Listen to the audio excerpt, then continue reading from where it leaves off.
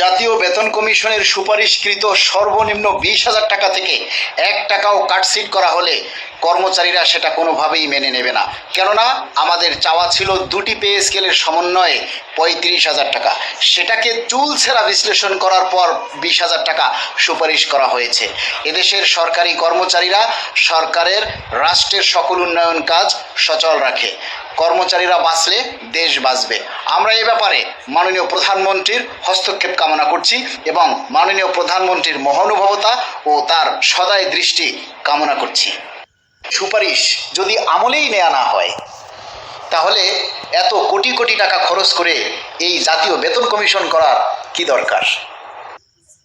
জাতীয় বেতন কমিশনের কাছে আমাদের দাবি ছিল দুইটা পে স্কেলের সমন্বয় করে সর্বনিম্ন 35,000 টাকা, সময় উপযোগী দ্রব্যমূল্যের সাথে মিল রেখে। সেটাকেও কাটছাট করে জাতীয় বেতন কমিশন সুপারিশ করেছে মাত্র 20,000 টাকা। সেই 20,000 টাকাকেও যদি কাটছাট করে এখন আবার 100% হিসাবে 8,250 টাকার 100% মানে 16,500 টাকা নির্ধারণ করা হয়, আবার সেখান থেকে যদি 15% বিশেষ ভাতা সমন্বয় করা হয়, তাহলে নিম্ন গ্রেডের একজন কর্মচারীর কয় টাকা বেতন বাড়বে আমরা জানতে চাই মাননীয় প্রধানমন্ত্রী মহোদয়। এই 11 বছরে দ্রব্যমূল্যের যে দাম বেড়েছে এবং এই জাতীয় বেতন কমিশনের পর থেকে আজ পর্যন্ত যে দ্রব্যমূল্যের দাম বৃদ্ধি পেয়েছে, তার চাইতে এই 100% বৃদ্ধিতে একজন কর্মচারীর পে স্কেলের যে বেতন বৃদ্ধি পাবে তা দ্রব্যমূল্যের অর্ধেকও হবে না, যার কারণে কর্মচারীদের যেই অভাব সেই অভাবই থেকে যাবে।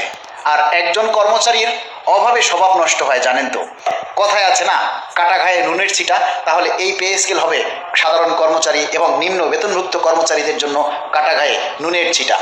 আমরা মাননীয় প্রধানমন্ত্রীর মহানুভবতার দৃষ্টি আকর্ষণ করছি। আগামী মন্ত্রিসভায় যখন আমাদের এই পে স্কেলের ফাইল অনুমোদনে উঠবে, মাননীয় প্রধানমন্ত্রীকে আমরা বিশেষভাবে সাধারণ কর্মচারীদের পক্ষ থেকে আমরা দাবি জানাই, অনুরোধ করি আপনি বিশেষ সহানুভূতির সাথে এই বিষয়টা বিবেচনা করবেন।